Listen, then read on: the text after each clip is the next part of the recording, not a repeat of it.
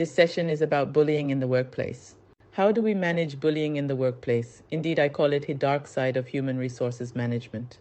We had defined bullying as the deliberate intimidation or persecution of those perceived as weaker.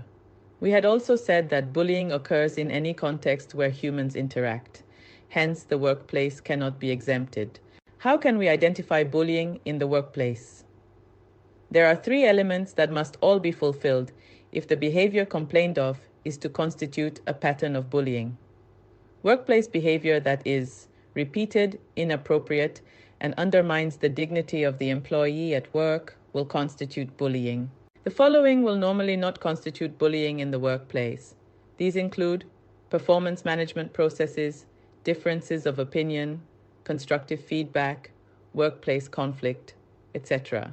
The Code of Practice recommends that all employees should have a good understanding of what constitutes bullying and what procedures are in place to address any incidents that do arise.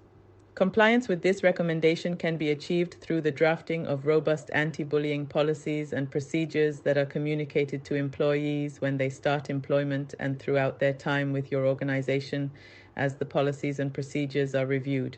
Besides bullying issue, there is the issue of harassment.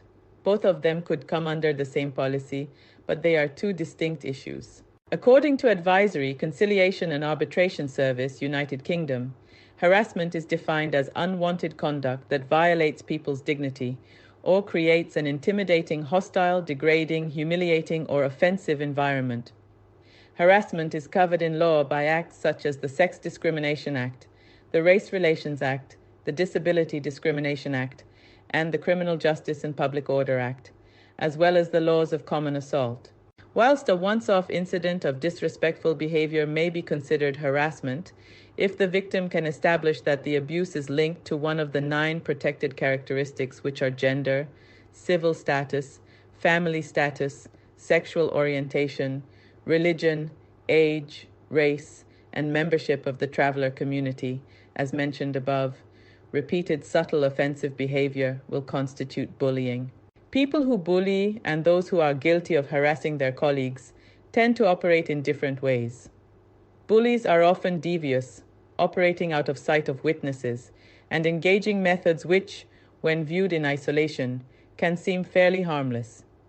A pattern of behavior will usually have to be identified in order to prove that bullying has occurred, such as to ascertain that it was deliberate, it is for the purpose of intimidation, and would leave a long-lasting negative effects on the victim.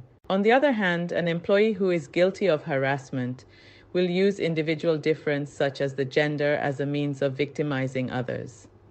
Their behavior tends to be much more obvious, e.g., they may use offensive language or harass the target in front of others.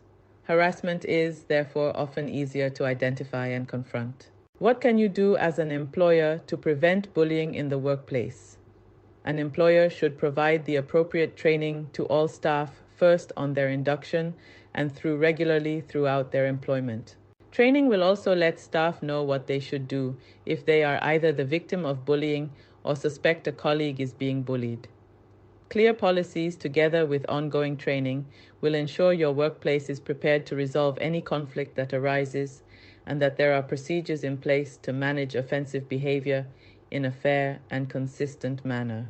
Every organization must have a contact person who is the first point of contact in the organization for employees who need to make a bullying or harassment complaint. Remember that every organization owes the employees duty of care, and anything that would affect the physical or mental health of an employee could lead to litigation. I am pleased to inform you that we offer various training on this. Such includes health and well-being in workplaces, effects of bullying and harassment on mental health of employee and employee productivity. Is this a training that you wish to explore or any other as an employer?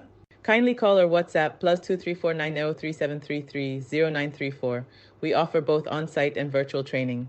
We look forward to hearing from you.